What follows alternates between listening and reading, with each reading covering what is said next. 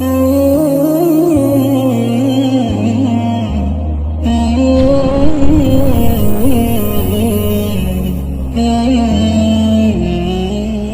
আলাইকুম রহমতুল্লাহি ওয়া বারাকাতুহু। বিসমিল্লাহ ওয়াসসালাতু ওয়াসসালামু আলা রাসূলিল্লাহ ওয়া বা'দ। প্রোডাক্টিভ রমাদানে আজকে আমরা আলোচনা করব ঐতিহাসিক বদর। আল্লাহ সুবহানাহু ওয়া তাআলা মুসলমানদের বিজয়ের সূচনা করেছেন মূলত বদর থেকে। আল্লাহ সুবহানাহু ওয়া তাআলা নিজেই বলেছেন, আল্লাহ তোমাদেরকে ইযা নাসারাকুমুল্লাহু ফি মাওয়াতিন কাসীরা ওয়া ইয়াওমা হুনাইন, হুনাইনের যুদ্ধে আল্লাহ তাআলা তোমাদেরকে সাহায্য করেছেন। এবং অন্য জায়গায় আল্লাহ তাআলা বলেছেন যে এটাকে ইয়াউমাল ফুরকান ইয়াউমাল তাকাল জামান, বদরের দিন, যেদিন আল্লাহ তাআলা তোমাদেরকে আল ফুরকান প্রদান করেছেন, মানে সত্য এবং মিথ্যার মধ্যে পার্থক্য সূচনাকারী দিবস হিসেবে আল্লাহ তাআলা এই দিবসটিকে, বদরের দিবসকে আল্লাহ তাআলা উল্লেখ করেছেন। এবং বদর যদি আপনারা দেখেন, এই রমাদানের সত্রেই, রমাদানে এটি অনুষ্ঠিত হয়েছে। মুসলিমরা তারা মদিনা থেকে মাত্র ৩১৩ জন মুসলিম এখান থেকে বের হয়ে গেছে, ইমানের বলে বলিয়ান উজ্জীবিত, তাদের হাতে নাই কোনো অস্ত্র, এবং তারা খুবই জীর্ণ শীর্ণ। রমাদান ভয়াবহ গরমের সময় সাহাবায়ে কেরামদেরকে রাসূলুল্লাহ নিয়ে বের হয়ে গেলেন। ওইখানে ১,০০০ সুসজ্জিত শত্রুরা, তারা খাদ্য পানীয় হৃষ্টপুষ্ট এবং তারা অস্ত্রের শস্ত্রে সুসজ্জিত, তার ট্রেন্ড আপ, তারা এসছে মুসলমানদেরকে আন্ডার দ্য লিডারশিপ আবু জাহেলের নেতৃত্বে মুসলমানদেরকে শেষ করে দেওয়ার জন্য।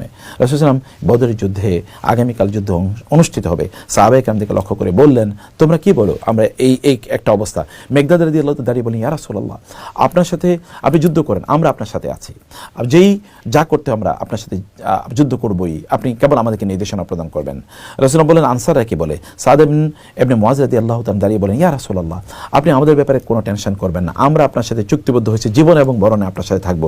আপনি যদি আমাদেরকে বলেন আমরা লোহিত সাগরে ঝাঁপ দেওয়ার জন্য, আমরা ঝাঁপ দেবো, কিন্তু আমরা প্রশ্ন করবো না আপনাকে কেন আমরা ঝাঁপ দিচ্ছি। মানে এইভাবে সাহাবায়ে কেরাম তাদের কমিটমেন্ট তারা বর্ণনা করলেন। রাসূলুল্লাহ সাল্লাল্লাহু আলাইহি ওয়াসাল্লাম সারা রাত জুড়ে আল্লাহর কাছে দোয়া করলেন, হে আল্লাহ, এই ছোট একটা দল, এই দলটিকে তুমি যদি পরাজিত করো, তাহলে তোমার ইবাদত করার মতো কেউ থাকবে না। সাহাবায়ে কেরাম তারা যুদ্ধের ময়দানে গেলেন। সাহাবায়ে কেরামের অন্তরের দিকে আল্লাহ তাকালেন, তাকে দেখলেন তাদের অন্তরটা ঈমানে পূর্ণ, আল্লাহর ভালোবাসায় পূর্ণ, দ্বীনের ভালোবাসায় পূর্ণ।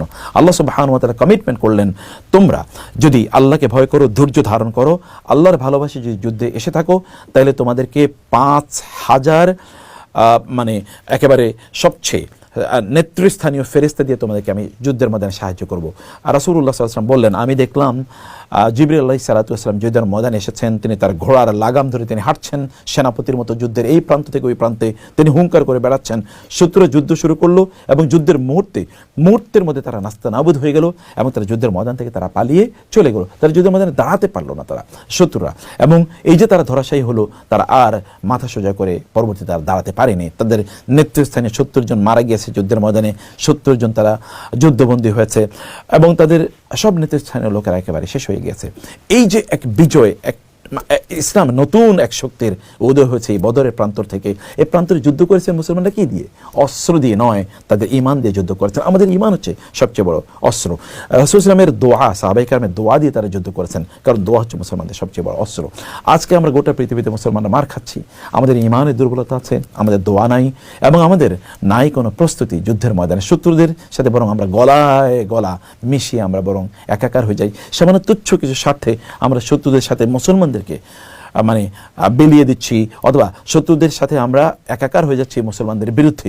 এটাকে আমরা করছি না? বিভিন্ন রাষ্ট্রগুলোর দিকে তাকালে আপনি তাই দেখতে পাবেন।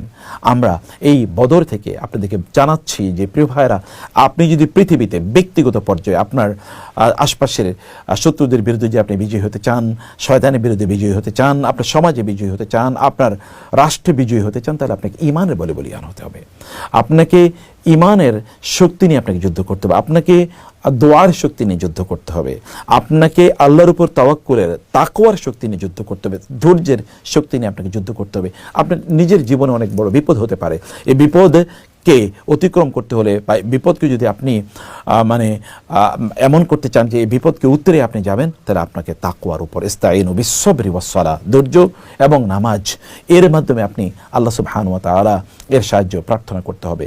বদরে এই যে একটি অবস্থা, এই যে বদরে যে অসম একটা যুদ্ধ, কিন্তু অসম যুদ্ধের ফলাফলও এক ধরনের অসম, মানে যেটা প্রেডিক্টেবল এরকম ফলাফল হয়নি, এটা আনপ্রেডিক্টেবল ফলাফল মুসলমানদের পক্ষে চলে এসেছে। আপনিও কিন্তু এরকম একটা ফলাফল অর্জন করতে পারেন যদি আপনি ঈমানে বলে বলিয়ান হন। আল্লাহ সুবহানাহু ওয়া তাআলা বদরের এই শিক্ষা যেন আমরা অর্জন করতে পারি, সেই তৌফিক আল্লাহ তাআলা আমাদেরকে দান করুন। আল্লাহুম্মা আমিন। ওয়াসসালামু আলাইকুম ওয়া রাহমাতুল্লাহ।